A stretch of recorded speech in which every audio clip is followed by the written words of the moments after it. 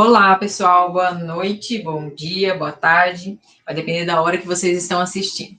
Bom, eu resolvi fazer essa aula de contagem de carboidrato para vocês, porque é necessário que vocês aprendam a fazer essa contagem de carboidrato, e que vai depender muito de acordo com o paciente que vocês têm, tá? Essa contagem de carboidrato, ela serve para o paciente diabético, como a gente já tinha falado bastante isso em aulas, né? Ela serve para o paciente diabético, que pode ser o tipo 1, que sim, usa insulina na sua frequência, e o diabético tipo 2, insulino dependente. Então, qualquer um dos dois pacientes vão precisar de usar essa contagem de carboidrato por conta para que ele não faça uma hiperglicemia e nem hipoglicemia durante todo o processo.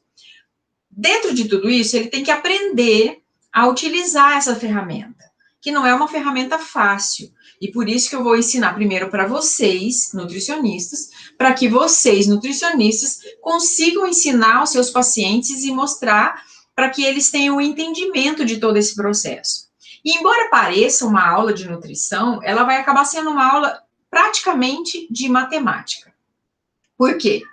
Porque, primeiro de tudo, primeiro nós temos as bases e fundamentos da nutrição, né? Então, primeiro de tudo, a gente tem que levar em consideração qual o tipo da insulina que esse paciente está utilizando, tá? Então, independente dele ser diabético tipo 1 ou diabético tipo 2, eu preciso saber qual a insulina que ele utiliza, tá? Por que essa é a necessidade absoluta? Porque a insulina é que vai determinar exatamente quanto eu devo utilizar de quantidade de carboidrato, né? Então, para cada tipo de paciente, eu tenho um direcionamento. Para cada tipo de insulina utilizada, eu vou ter um direcionamento junto ao paciente, tá? Então, aqui, eu coloquei no outro computador. Vamos ver se eu consigo passar para o 7. Deixa eu colocar aqui na parte maior e tentar modificar aqui a tela para que vocês vejam maior, tá? Não é estender, não, é duplicar. Acabou desligando a TV e não duplicou. Bom, quando a gente fala de insulina e do paciente insulino dependente, a gente tem que levar em consideração que boa parte dos pacientes diabéticos utilizam a insulina doada do posto de saúde, a insulina que o governo utiliza e que, então, ele faz a doação, né? Então, para isso, eu preciso muito de entender como que funciona esse processo para poder saber como que eu vou fazer para tratar esse paciente que está utilizando insulina. Olha, eu não consigo, não aparece. Ah, gente, que triste. Não aparece. Vou tentar aumentar esse daqui de baixo, então, para ver se vocês conseguem identificar melhor, tá? Também não consigo ver claramente. Bom, em todo caso, em toda a literatura, ou pelo menos nos cadernos da saúde, eu consigo achar numa programação os valores da insulina. E eu vou ler, então, aqui para vocês, para ficar mais fácil de vocês identificarem, tá? Então, quando a gente fala que é o governo que está regulamentando, eu tenho que levar em consideração qual é a insulina que o governo fornece. E, na atual circunstâncias, a insulina que o governo fornece, tanto para o diabético tipo 1 quanto para o diabético tipo 2, insulina dependente, é a NPH, tá? A NPH humana, que é a mais utilizada no nosso dia a dia, tá? Então, como que acontece? A insulina NPH, ela tem uma ação que eu tenho que considerar, então, por exemplo, o início dessa ação, o pico dessa ação e o efeito máximo dessa ação.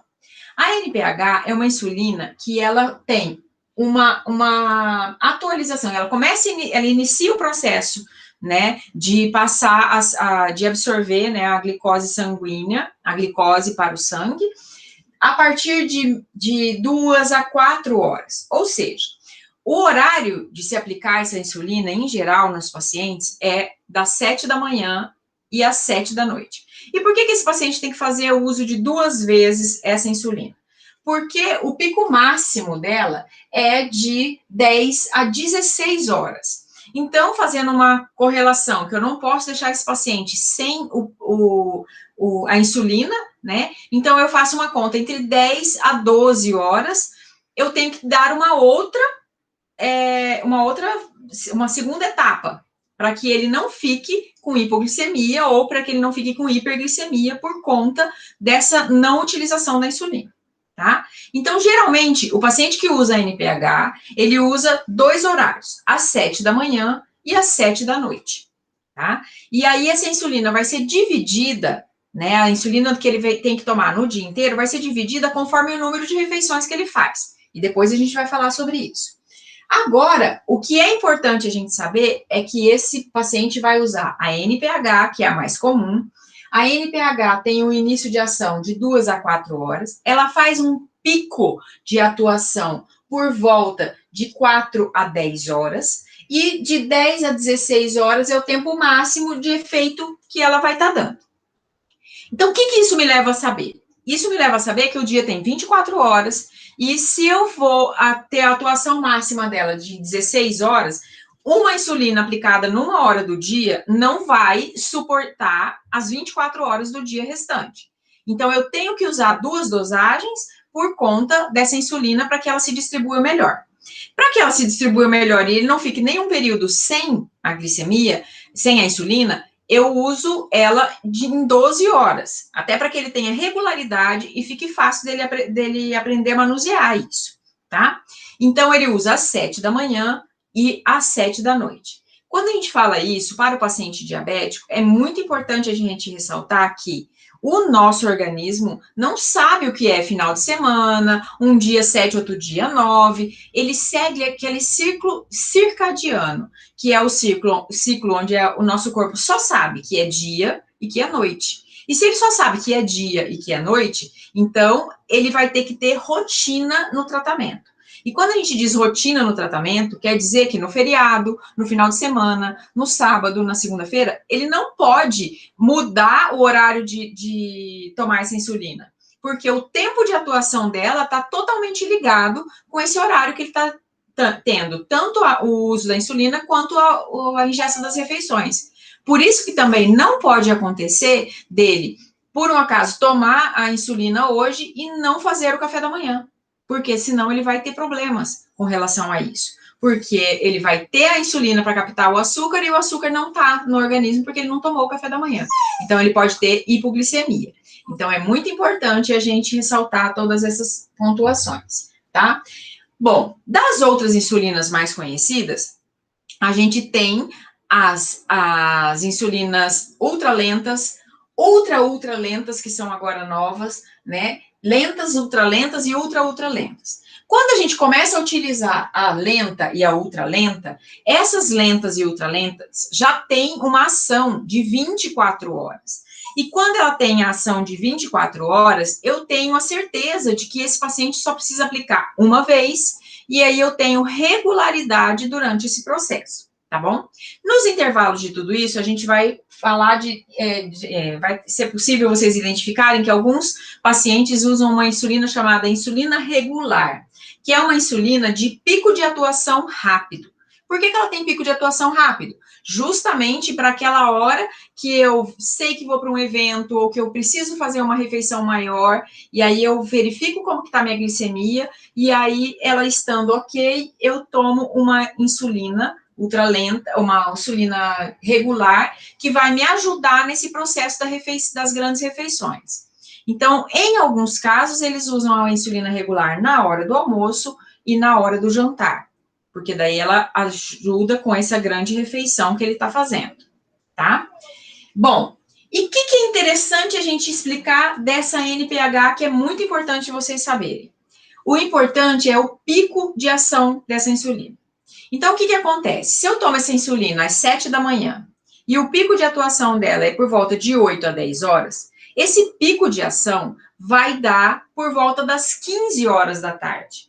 E eu preciso, então, levar isso em consideração, porque se eu não levo isso em consideração, eu posso ignorar um lanche, da tarde, ou então fazer um lanche da tarde com menor quantidade de volume de número de carboidrato, e essa pessoa começar a ter um processo de hipoglicemia. Então, eu não posso ter esse descuido. Então, é muito importante que o paciente tenha o cuidado de fazer essa alimentação adequada no horário de pico.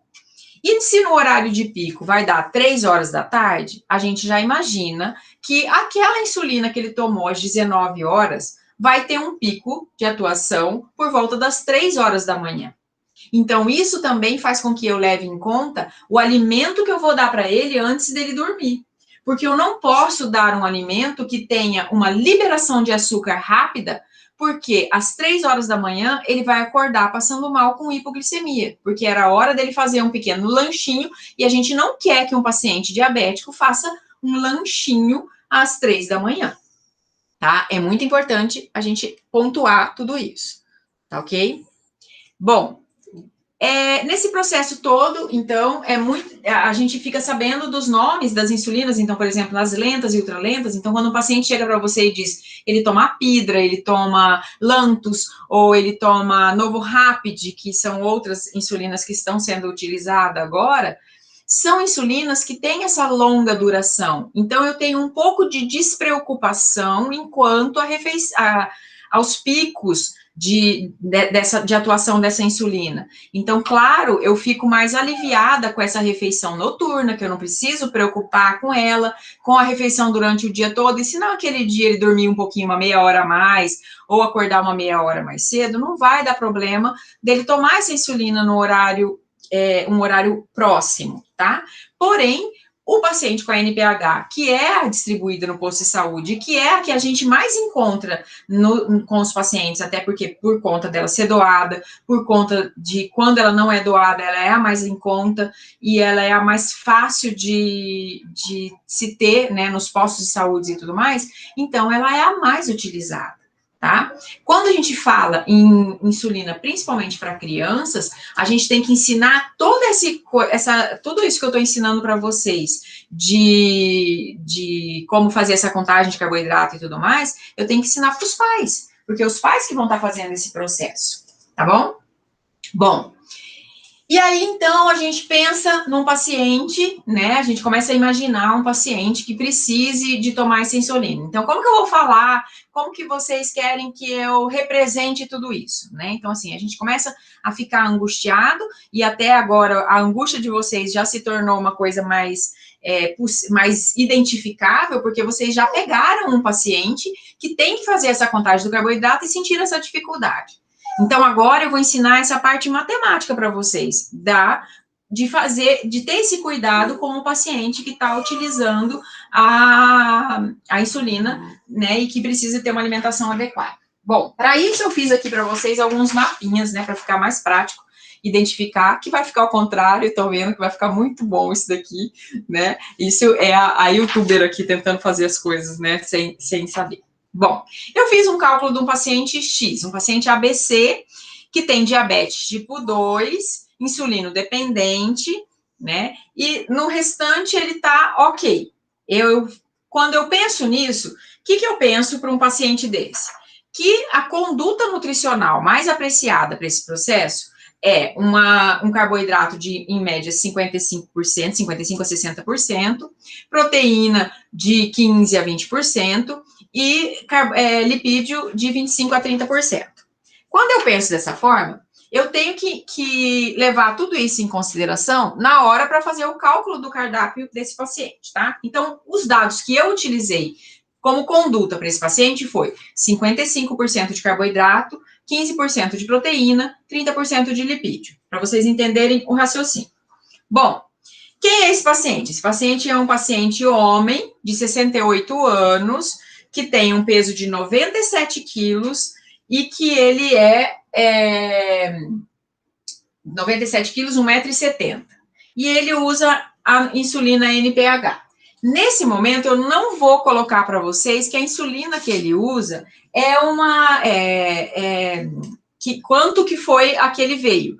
Porque geralmente o que acontece para nós é isso. o médico prescreveu a insulina para ele e ele está utilizando a insulina, tá? Então, nesse caso, não. A gente, vamos supor que o médico veio, nos convidou para fazer a contagem de carboidrato para esse paciente para dar a insulina exatamente ajustada para ele, tá?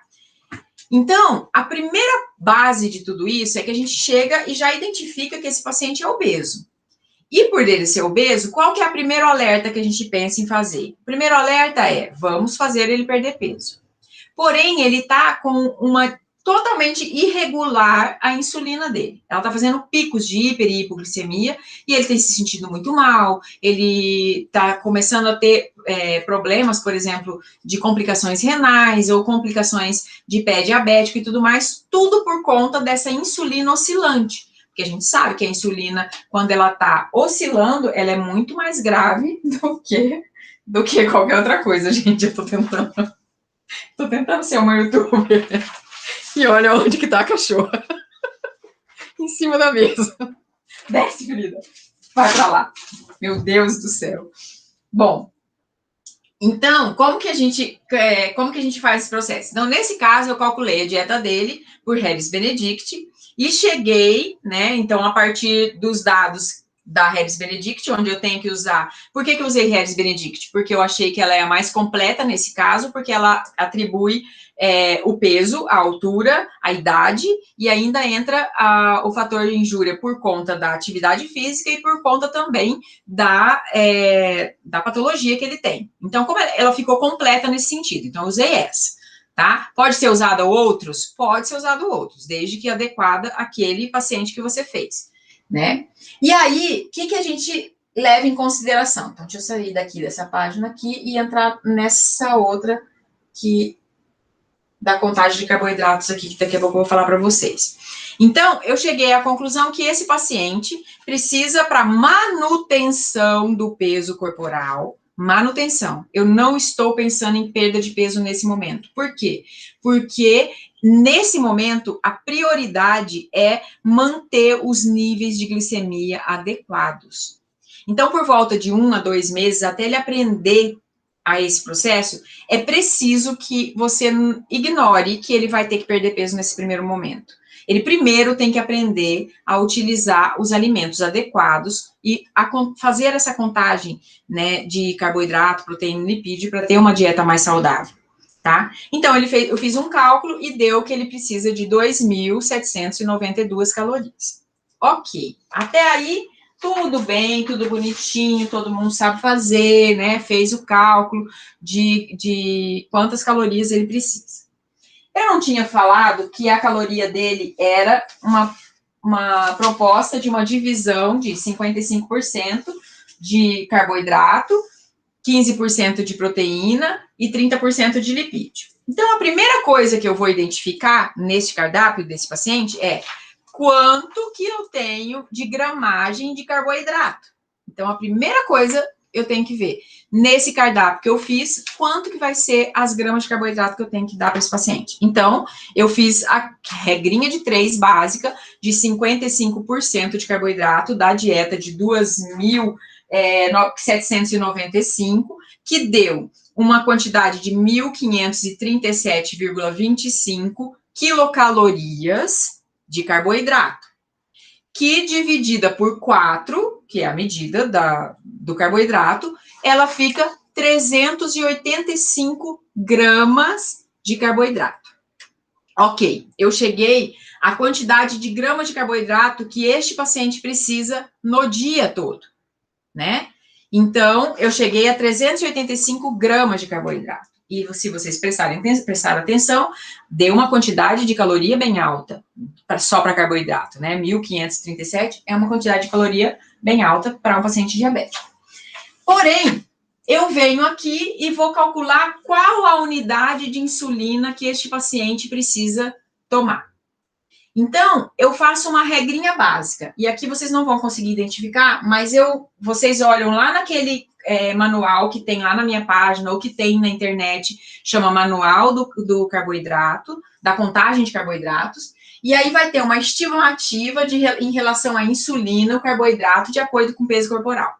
Em geral, crianças e pacientes diabéticos tipo 1, que estão na adolescência, que não estão com problemas de peso, a regra é bem 1 para 15, ou seja, uma unidade de insulina para 15 gramas de carboidrato.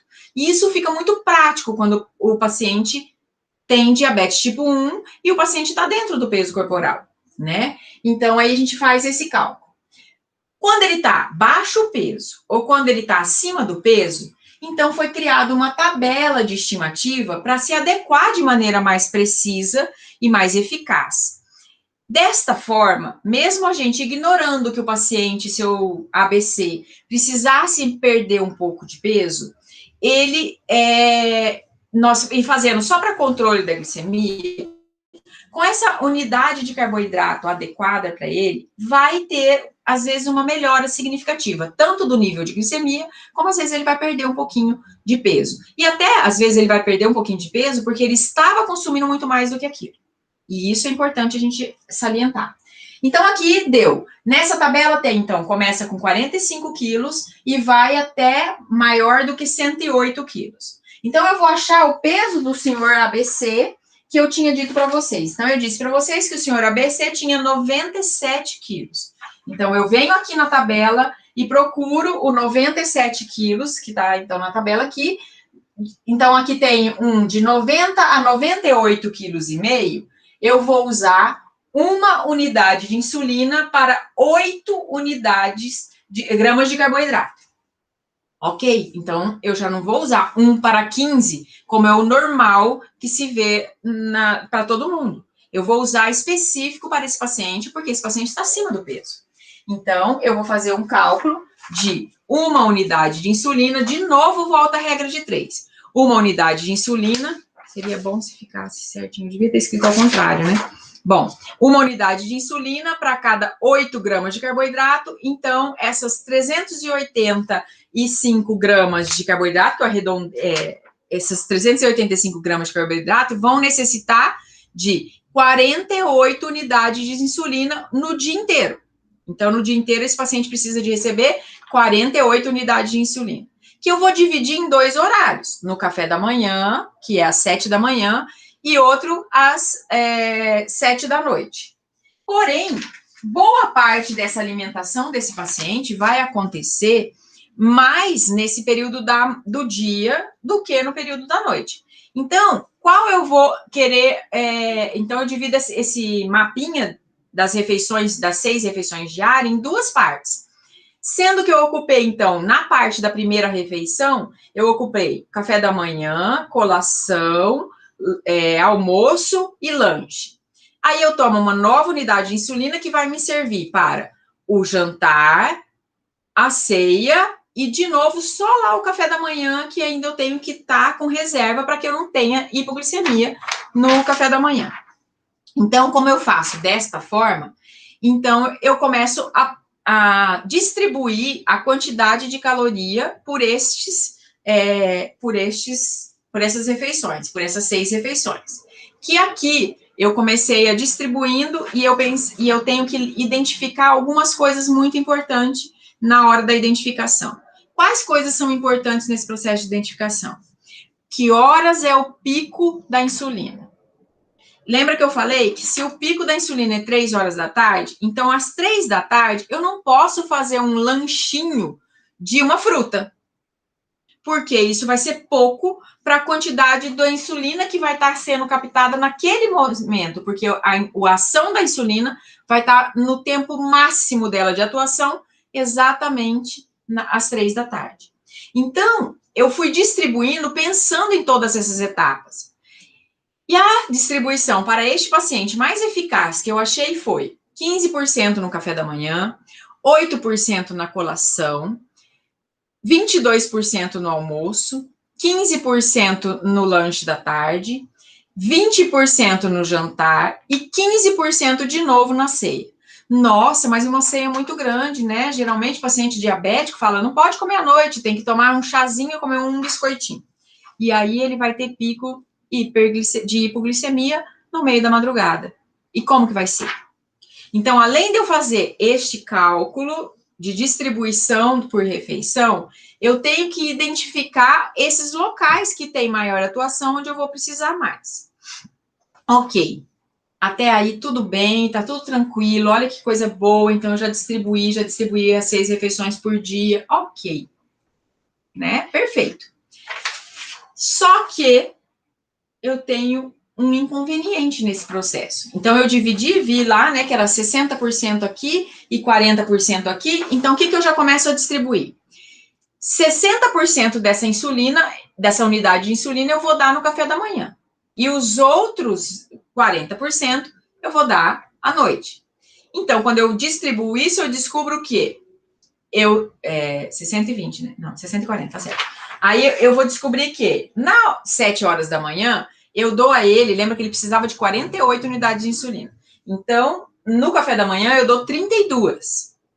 E no jantar da tarde, 16. Lembrando que a insulina nunca fica quebrada, eu não tenho como dar 1,5 unidade de insulina. Então, sempre eu tenho que arredondar para mais. E quando eu arredondo, eu também tenho que arredondar os carboidratos para que eles supram essa necessidade, ok?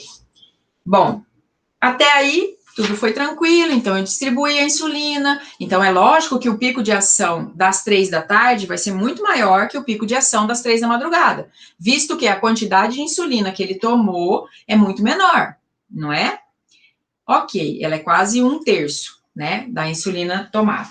Bom, e aí, o que eu tenho que levar em consideração? Eu tenho que levar em consideração que em cada uma dessas refeições, eu vou ter que ter a mesma distribuição que eu previ no início. Então, se eu determinei que era 55% de carboidrato, 15% de lipídio e 30% de proteína, eu tenho que ter no café da manhã, que vão ser 15% das calorias totais desse paciente, nesses 15% eu tenho que ter 55% de carboidrato, 15% de proteína e 30% de lipídio. Que neste caso do café da manhã, que eu fiz o cálculo antecipadamente para mostrar para vocês, ficou assim. Os 15% dessa refeição vai dar 419 quilocalorias, né? Essas 419 calorias, então, eu vou dividir elas em 55, 15 e 30. Então, 55% de carboidrato ficou 230 calorias de carboidrato, que dividido vai dar 57 gramas de carboidrato. A proteína ficou 15 gramas de proteína e o lipídio ficou 13 gramas de lipídio. E daí é que começa, gente, o nosso grande exercício. Porque nós vamos ter que colocar dentro dessa refeição alimentos que perfaçam esse valor. É claro que se ele ficar oscilando 10% mais, 10% menos, eu só tenho que fazer o equilíbrio de que se está dando tudo 10% mais, por exemplo, vai dar uma quantidade calórica a mais no final dessa contagem, né?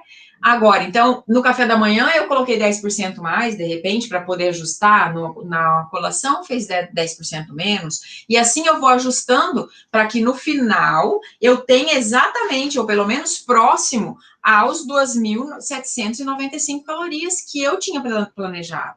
Porque também, se for para.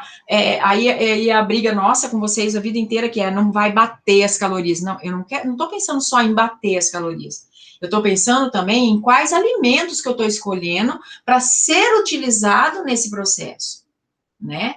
Então, aí eu vou fazendo tudo isso. Então, por exemplo, se no 8% da colação, deu quantas gramas aqui de carboidrato? Tá, cega que eu tô aqui, né? Deu 30 gramas de carboidrato. Então, assim eu vou tendo que colocar. Ou seja, um paciente diabético não vai poder comer uma refeição incompleta, uma refeição que tenha só carboidrato. Por exemplo, ele fala assim, mas eu tô com muita vontade de comer fruta e eu sou diabético, fruta eu posso. E aí ele come uma fatia de melancia ou então toma um copo de suco de laranja. O que vai acontecer? Vai dar um pico de hiperglicemia, que vai aumentar exageradamente. Dependendo do horário que ele utilizar isso, por exemplo, se ele utilizar isso às 3 horas da tarde, ele tem a ação da insulina correndo no corpo dele com muita agilidade, ele toma essa quantidade alta de carboidrato e ainda de carboidrato de baixo índice, de alto índice glicêmico, ou seja, ele vai explodir, vai captar essa quantidade toda e dali meia hora, gente, quando a ação da insulina, quando a ação daquele carboidrato começar a fazer a curva, que é a curva glicêmica, né, que a gente já aprendeu, que é uma curva, né, e não é pico, por isso que o pico faz tão mal para esse paciente, que quando ele vai fazendo essa curva, ele começa a passar mal. Então, ele começa a ter todos os sintomas péssimos de uma hipoglicemia. Então, é um paciente que ele não pode fazer em nenhuma refeição o uso de só carboidrato, ou só proteína, ou só lipídio, né? Até porque lipídio é muito mais difícil de fazer. Mas então, o que eu tenho que fazer? Usar da criatividade para fazer um cardápio balanceado nesse processo. E aí, outra preocupação é, e o cardápio da ceia da noite? Como que eu vou fazer? Porque no almoço e no jantar, eu consigo suprir essa necessidade com as refeições normais, arroz, feijão, carne, salada, né? Eu consigo ter tudo o que ele precisa. Frida, na ceia, eu tenho que pensar em alguma coisa que supre essa necessidade deste paciente e que ainda tenha uma liberação de açúcar lenta. O que tem liberação de açúcar lento? Né? Um alimento com fibras, um alimento rico em fosfooligossacarídeos, um alimento com açúcares, né? Tipo açúcares de liberação mais lenta, como a polialitose, peraí, deixa eu lembrar o nome dela, palatinose, né? Que são açúcares que são liberados mais vagarosamente. E aonde tem esses açúcares que são liberados mais vagarosamente? Em alimentos com baixo índice glicêmico, né? Ou alimentos com fibras, ou alimentos que têm a junção da proteína com carboidrato, para que a proteína dê uma segurada e faça a liberação do açúcar ser mais lenta. Então, um dos grandes salvadores da pátria nesse processo de ceia é o mingau de aveia, né? Porque ele tem proteína, ele tem carboidrato, o leite por si só tem um pouco de lipídio, então eu consigo colocar nesse mingau de aveia um pouco de tudo isso, então o caseinato, né, vai fazer essa liberação proteica mais lenta, porque o caseinato não é de liberação tão rápida, então os leites e iogurtes vão servir muito nesse processo, e ainda vão fazer esse açúcar e demorado para soltar por conta da aveia, né? Então, eu tenho que pensar em alimentos dessa forma. Mas todo dia ele vai tomar isso? A gente tem também suplementos que são propícios, que têm essa função. Por exemplo, tem o Glucerna, tem outros suplementos que têm essa palatinose, que também são específicos para isso, porém, eles são suplementos caros, né? Então, nem sempre podem ser utilizados. Mas a gente tem, por exemplo, alguns alimentos que são ricos em fosfooligossacarídeos e que daí eles podem ser utilizados junto com o processo junto com essa alimentação.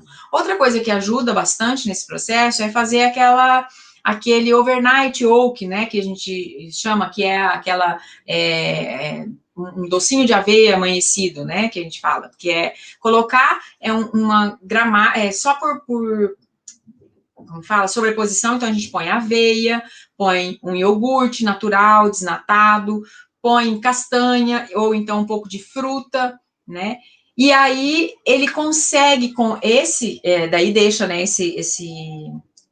por 12 horas, 24 horas dentro da geladeira, que daí essa aveia vai fazer uma forma de um bolinho, né, ela vai ficar com a liberação um pouco mais lenta ainda, porque já teve a atuação ali da proteína, então ele pode ser utilizado. E aí, quando a gente pensa nisso, a gente tem como mudar as frutas e utilizar frutas diferenciadas a cada dia, para que ele não fique com o cardápio enjoativo. Mas a gente também pode colocar, por exemplo, uma fatia de queijo com uma castanha, ou até um abacate, que tem uma quantidade maior de lipídio, com uma linhaça, ou uma coisa que vai fazer essa liberação ficar um pouco mais lenta. tá? Ou até com um pãozinho, né, com um patê de abacate. Então, essas são as coisas principais desse processo da contagem de carboidrato e do quanto ele é importante nesse processo. Porque um paciente que está fazendo que ele adere a esse tratamento e que ele faz direitinho o uso da alimentação bem direcionada, que ele faz as refeições no horário certo, onde ele não pula, por exemplo, no sábado e no domingo, ele não começa a se alimentar em horários diferenciados, então ele tem que fazer tanto a refeição quanto a prática de atividade de física regularmente, de segunda a segunda. Então, não tem, domingo eu vou descansar, tal. Ele até pode descansar, mas ele, por exemplo, é domingo e ele fala, puxa vida, mas eu queria dormir um pouquinho mais. Então, ele tem que acordar, tomar insulina, tomar o café da manhã, e aí ele pode deitar de novo e dormir mais um pouquinho, né? Mas são coisas que o corpo dele pede e que é preciso que ele tenha esses cuidados. E aí ele precisa utilizar regular, quando isso começa a se adequar de maneira bem corretinha, ele vai usando cada vez menos a insulina regular. E ele vai tendo a oportunidade de usar a insulina regular apenas quando ele vai ter um evento, ou quando ele já sabe, por exemplo, um sábado à noite, ele vai sair para comer uma pizza, então ele vai comer uma quantidade de carboidrato a mais, para que ela não suba demais, então ele já usa um pouquinho mais da insulina regular, conforme o médico orientou. Então, tudo isso é preciso, e é preciso essa reação multidisciplinar para fazer todo o bom resultado. Porque o paciente ele tem que saber como que funciona essa história do carboidrato. Então, por exemplo, isso que eu estou ensinando para vocês, nutricionistas, eu sei que o paciente também vai precisar saber, e vocês que vão ter que explicar para ele, né? O paciente tem que saber, o médico tem que entender, e tudo isso para que todo mundo faça de maneira mais correta, né? E como ele está se aplicando a insulina várias vezes ao dia, é preciso que também uma enfermeira acompanhe para saber os locais de aplicação da insulina, porque se todo dia ele aplica no mesmo local, ele pode fazer uma necrose. E lembrando que o paciente diabético, ele tem uma predisposição à infecção muito mais rápida e muito pior, né? Então, se ele faz uma necrose ou uma celulite e inflama isso, ele vai ter febre, e aí ele vai ter descompensação da insulina, ele vai ter também descompensação do diabetes, e aí ele pode entrar num sistema de choque, né? E pode ser com muito mais agravo, tá? Eu espero que eu tenha sanado essa necessidade que vocês tinham de saber sobre o paciente, né? Então, o que é muito importante nesse processo? Primeiro de tudo, né? Então, assim, primeiro de tudo, saber qual insulina ele está tomando e como essa insulina funciona. Então, vamos supor, gente, que a semana que vem lancem uma insulina nova e que vai substituir, por causa do preço dela, substitui a NPH das UBS e tudo mais, e ela vai, então, ser uma nova alternativa. Ok, eu vou sair distribuindo, antes de sair distribuindo essa insulina e tudo mais, eu tenho que saber como é que ela funciona. E ao saber como ela funciona, eu vou, com este raciocínio passado da NPH, eu vou agindo para todas as outras, né? Então, eu vou controlando. E hoje em dia, o que tem de muito mais também rápido e mais normal, está sendo a bomba de insulina. E a bomba de insulina que tem sido utilizada, principalmente por atletas e crianças, ela é uma bomba colocada como se fosse um marca-passo, onde tem uma reserva de insulina dentro do organismo, e o corpo, conforme ele vai se alimentando, a liberação vai acontecendo. Mas a liberação vai acontecendo com um aplicativo de celular ligado a essa bombinha que você tem, e que você vai apontando, por exemplo, hoje eu comi 400 gramas de carboidrato, então eu vou liberar da minha bomba para o meu organismo tantas unidades de insulina. Então, querendo ou não, mesmo ele sendo um aplicativo, mesmo sendo muito mais fácil, eu tenho que entender como que funciona isso. Porque é assim que ele vai ter que fazer uma boa lista de substituições e aprender, né, a entender essa lista de substituições. Porque às vezes ele fala, olha, eu tenho o direito de comer agora, na hora do almoço, 32 gramas de carboidrato. E ele fala assim, eu quero um brigadeiro. E aí? Né? Ou então eu quero um suco, eu quero comer 3 maçãs. né? Então, pode comer as 3 maçãs, porque é 30 gramas de carboidrato, vai estar mais ou menos ali nos 10 de cada uma, 10 gramas de cada uma das frutas. Ok, e daí? E se eu comer só a fruta? Vai dar certo isso? Não vai dar certo isso. Então, ele tem que entender para ele fazer parte desse processo, para ele se sentir também pertencente e no controle. Também, às vezes, a ajuda do psicólogo vai ajudar bastante nesse processo, para ele entender, para ele começar a fazer com que o corpo dele responda de maneira melhor, né? E cada vez que ele se sentir melhor e que ele responda de maneira melhor ao processo dessa insulina, menos ele vai ter picos de hiper e hipoglicemia e menos complicações causadas pelo diabetes, que é tudo que a gente deseja no paciente.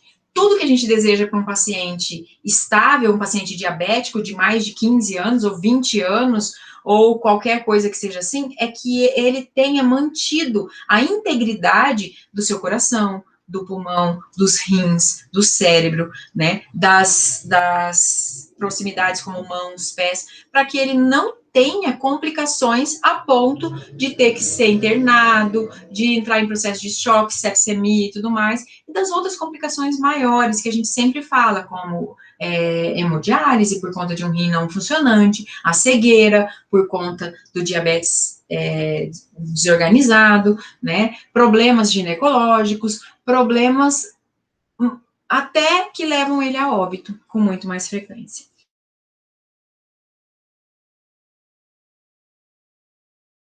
Estou aberta para as possíveis em relação a tudo isso. Então, se vocês quiserem, podem fazer pergunta, mandem para o meu e-mail, que é o rf4553@ucdb.br, e eu estarei sempre à disposição de vocês para quando vocês precisarem, não só hoje, não só nas UBSs e não só enquanto estágio, né? Os alunos antigos podem até dar esse testemunho, que todas as vezes que eles pegam um paciente desse tipo, eu gosto de atender esse paciente, então eu quero que vocês aprendam a auxiliá-lo da melhor forma possível, para que ele tenha uma vida mais tranquila e melhor. E aí, depois que desse processo de 2 meses, que ele passou a controlar a diabetes e tudo mais, aí a gente vai diminuindo a quantidade calórica da dieta, junto com o médico, que vai ter que ir diminuindo a quantidade da insulina, e assim ele vai ter uma perda de peso e vai se adequar a toda a necessidade que ele precisa, tá bom? E aí, então, a gente se vê por aí. Até mais. Beijo.